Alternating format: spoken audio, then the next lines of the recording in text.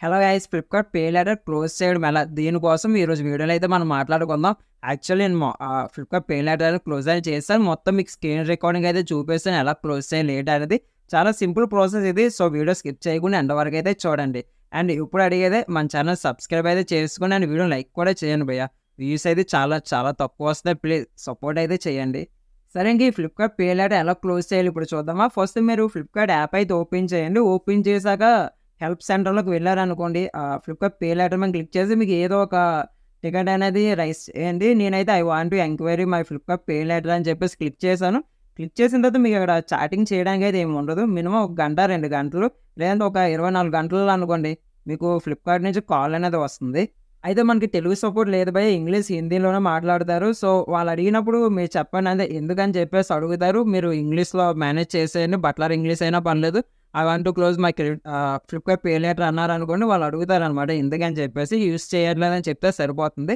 And ఇంకోటి, మీరు ఒకసారి క్లోజ్ చేశారనుకోండి, మళ్ళీ ఓపెన్ చేసుకోవడానికి అవ్వదనమాట. ఇది కూడా వాళ్ళే చెప్పారు.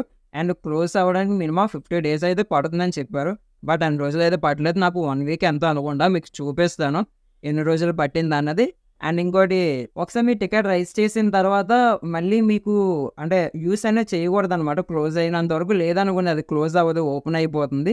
సో జీరో బ్యాలెన్స్ కింద అయితే ఉండాలి ఫ్లిప్‌కార్ట్ పే లెటర్ అనేది. అప్పుడే మీకు క్లోజ్ అవుతుంది. సరే వాళ్ళు కాల్‌లోనే చెప్తారు మీ ఫ్లిప్‌కార్ట్ పే లెటర్ క్లోజ్ అయిపోయిందని చెప్పేసి, 50 డేస్ ఆగండి అని చెప్పేసి. సో ఇట్లా మీకు మీరు ఇందాక రైజ్ చేశారు కదా టికెట్ అనేది, దాంట్లో మీకు మెసేజ్ వస్తుంది. అండ్ మొబైల్ నంబర్‌కి, జీమెయిల్‌లో కూడా మెసేజ్ అయితే వస్తుంది. సో ఇక్కడ చూడండి 50 డేస్ పడుతుందని చెప్పేసి అన్నారు. బట్ ఒకసారి బ్యాక్‌కి వెళ్తున్నా. యాక్చువల్లీ ఇది టికెట్ అనేది చూడండి ఏ రోజు రైజ్ చేశానో. అండ్ ఇది చూడండి ఆల్రెడీ క్లోజ్ అని అయిపోయి మహా అయితే ఒక 1 వీక్ పట్టింది అంతే నాకు క్లోజ్ అవ్వడానికి.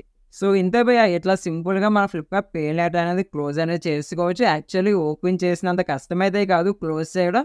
బట్ గుర్తుంచుకోండి, క్లోజ్ చేసే ముందైతే మళ్ళీ మీకు ఓపెన్ చేయడానికి అయితే అవ్వదు. అండ్ మీరు ఎందుకు క్లోజ్ చేయాలనుకుంటున్నారు? క్రెడిట్ కార్డు స్కోర్ అనేది పడిపోతుందనా లేకపోతే వేరే ఇష్యూస్ వల్ల. సో చూసుకొని క్లోజ్ అనేది చేసుకోండి. అండ్ ప్లీజ్ వీడియోకి ఒక లైక్ ఇవ్వండి అండ్ మన ఛానల్ సబ్స్క్రైబ్ కూడా చేసుకోండి. వీడియో ఎండ్ వరకు చూసినందుకు చాలా చాలా చాలా థ్యాంక్స్.